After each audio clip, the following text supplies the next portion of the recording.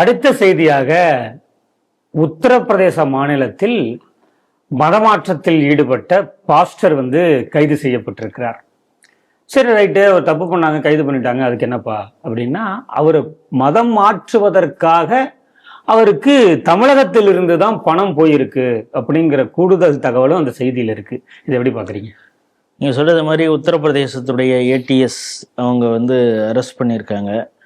இப்போ சீதாப்பூர் எஸ்பி அங்குர் அகர்வால் அவர் தலைமையில் இருந்த ஒரு டீம் தான் போய் அரெஸ்ட் பண்ணியிருக்காங்க. யாருன்னா வினோத் பால் சிங் அப்படிங்கிறவர். லக்கிம்பூர் கேரினா உங்களுக்கு ஞாபகம் இருக்குன்னு நினைக்கிறேன். விவசாய போராட்டங்கள் நடந்தது அந்த நேரத்தில். பிஜேபி எம்பியுடைய பையன் கார் ஏற்றி ஆக்சிடென்ட் கொண்டாது அந்த வழக்கு.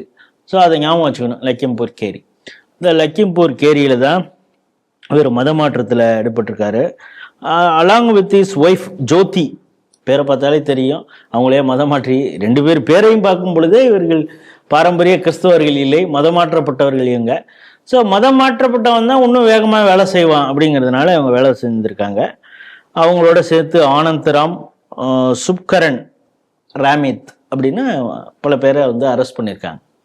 சரி, அரெஸ்ட் பண்ணியிருக்காங்க, கன்வர்ஷன் ஈடுபடுறாங்க, பல பேரை மதம் மாற்றுறாங்க, ஏதோ ஆசை வார்த்தைகளை குற்றி மதம் மாற்றுறாங்க இப்படின்னு போனால் அவருடைய பேங்க் அக்கௌண்ட்டை சர்ச் பண்ணுறாங்க. அதில் பார்க்கும் பொழுது நிறையா அவங்களுக்கு சென்னையிலிருந்து ட்ரான்ஸ்ஃபர் ஆகிருக்கு. உடனே என்ன பண்ணியிருக்காங்க, அந்த அக்கௌண்ட்டை ஃப்ரீஸ் இப்போதைக்கு பண்ணி வச்சுருக்காங்க. நம்ம பார்த்துட்ருக்கோம், இந்த ஜோஷுவா ப்ராஜெக்டாக இருக்கட்டும், பல மதமாற்ற விஷயங்கள் தமிழகத்தை மையமாக கொண்டு பல இடங்களில் நடந்துக்கிட்டு இருக்கு. அதே போல் இங்கே சேத்பட்டில் அங்கே கூட இடி சர்ச்செல்லாம் ஒரு நேரத்தில் நடந்தது. கிட்டத்தட்ட 180 கோடி ரூபாய்ன்னு நினைக்கிறேன். அது சென்ட்ரலைஸ்டு என்ஜிஓ. நான் உலக நாடுகளிலிருந்து கிறிஸ்துவத்துக்கு மதம் மாத்திரம் இந்த ஆக்டிவிட்டி ஈவெண்ட் பண்ணுறதுக்காக அவங்க ஃபுல்லாக வாங்கிட்டு அவங்க அங்கே எங்கே டிஸ்ட்ரிபியூட் பண்ணுவாங்க. இந்த பக்கத்தில் மதம் மாத்திரம் இந்த சர்ச்சுக்கு இவ்வளோ இப்படி பண்ணிக்கிட்டு இருந்தாங்க. அப்புறம் அவங்க மேலே இடி இப்போ கேஸ் இப்போ உட்பட போயிட்டுருக்கு சேத்பட்டில். ஆகவே தமிழகத்தை பேஸ் பண்ணியே பல இடங்களில் மதமாற்றங்கள் பெரிய அளவில் நடந்துக்கிட்டு இருக்குங்கிறது ஒன்று. அதே போல் நீங்கள் ஏதாவது ஒரு கிறிஸ்துவ பிரச்சனை ஏதாவது வந்தது, சர்ச் விஷயம் ஏதாவது வந்தது, என்னன்னு பார்த்தீங்கன்னா ஃபஸ்ட்டு போராட்டமே பார்த்தீங்கன்னா தமிழகத்தில் நடக்கும். இப்போ மணிப்பூரில் விஷயம் பார்க்குறோம். மணிப்பூருக்காக இங்கே யார் போராட்டம் நடந்ததுன்னா, இங்கே மத நல்லிணக்கம் அப்படின்னு சொல்லிட்டு கிறிஸ்தவ பாதிரிகள் முன்னால் என்னங்கிட்டு இங்கே இருக்கக்கூடிய அவங்களுக்கு ஏஜென்ட்டுகளாக செயல்படக்கூடிய அரசியல் கட்சிகளை எல்லாம் வைத்துக்கொண்டு போராட்டங்களை நடத்தியெல்லாம் நம்ம பார்த்துட்ருக்கோம். ஆகவே பல விஷயங்களை முன்னெடுக்கக்கூடிய ஒரு தலைமையிடமாக வாட்டிகன்லேருந்து ஆர்டர் வரும். அதை சர்ச்சு அடுத்த லெவலில் இருக்கக்கூடிய இந்த லெக்கு போடுறாங்கன்னு சொல்லுவாங்க மல்டி லெவல் மார்க்கெட்டிங்கில். அது மாதிரி அது ஒரு இராணுவ கட்டமைப்பு கொண்ட ஒரு ஆர்கனைஸ்டு ரிலீஜன் தானே. அது ஒரு அரசியல் ரிலீஜன், பொலிட்டிக்கல் ரிலீஜன். அதனால் அது மதம் அதில் உங்களுக்கு கடை தேர்தல் கிடைக்கும், வீடு பேர் கிடைக்கும் அப்படிலாம் அவங்க சொல்ல போகிறதில்ல. அவங்க ஒரு அரசியல் இந்த இடத்துல ஆட்சியை பிடிக்கணும், நம்மளுடைய மக்கள் தொகை இருக்குது, நம்ம அடுத்தது எந்த கட்சிக்கு ஆட்சி வைக்கணும், நம்ம சர்ச்சு கட்டணும்னா எந்த எம்எல்ஏ அந்த ஊரில் இருக்கணும், லோக்கல் பாடியில் ரெப்ரசன்டேட்டிவ் யார் இருக்கணும் அப்படிங்கிறதெல்லாம் யோசித்து செயல்படக்கூடிய ஒரு கட்டமைப்பு தானே. அவங்க அடுத்தடுத்த விஷயங்களுக்கு கீழே கொண்டு போகணும்.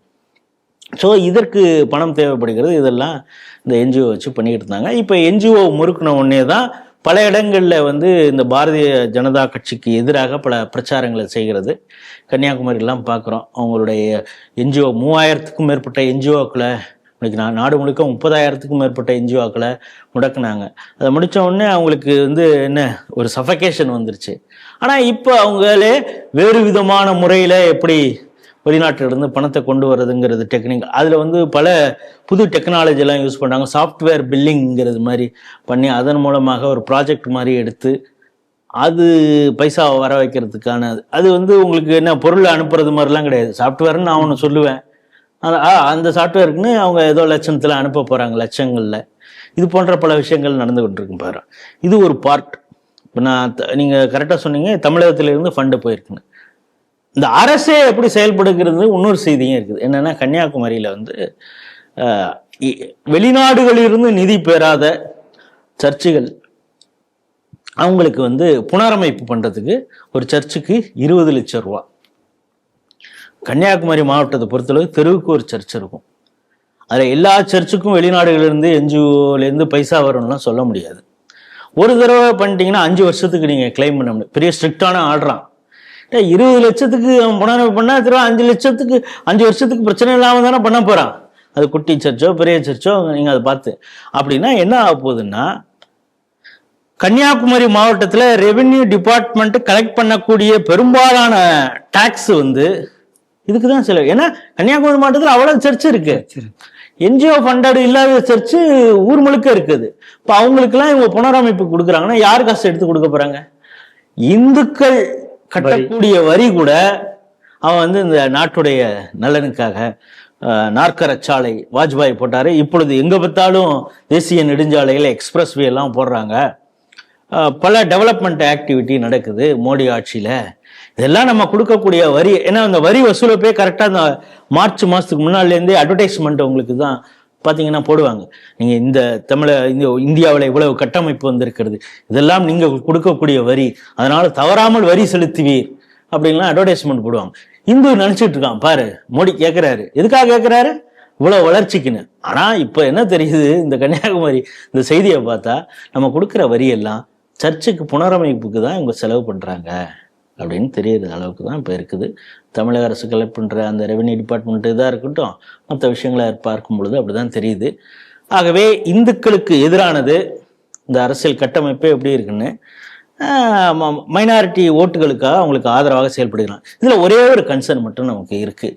இப்போ என்னென்னா, பேக் டு த ஃபர்ஸ்ட் கேள்விக்கு நான் வரேன். இந்த லக்கிம்பூரில் அரெஸ்ட் பண்ண மதமாற்றத்தை பாஸ்டருக்கு உத்தரப்பிரதேச அரசு அங்கே சீஃப் மினிஸ்டராக யோகி ஆதித்யநாத் இருக்கார்.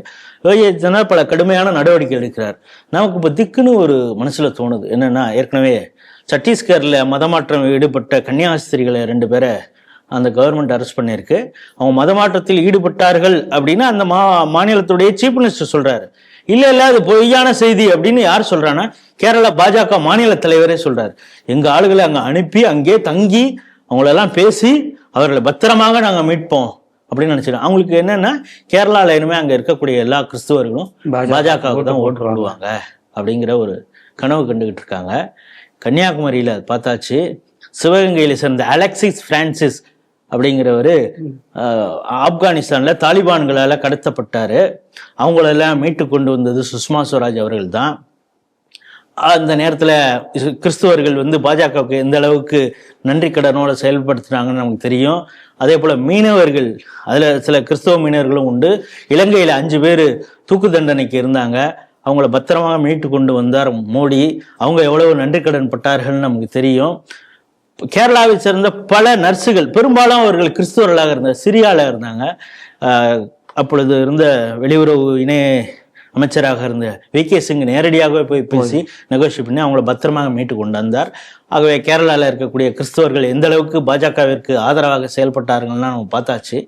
அதே போன்ற ஒரு கனவுல பாஜக இருப்பதனால நம்ம யோகி ஆதித்யநாத்தையும் பேசி அவங்க மதமாற்றம் பண்ணியிருந்தா பரவாயில்ல, எங்களுக்கு கேரளாவிலேருந்து ஓட்டு போடுவாங்க, தயவுசெய்து அவங்கள விட்டுருங்க அப்படின்னு கேரளா பாஜகவிலிருந்து எந்த கோரிக்கையும் போயிடக்கூடாது அப்படிங்கிற அச்சம் தான் நமக்கு இருக்கிறது.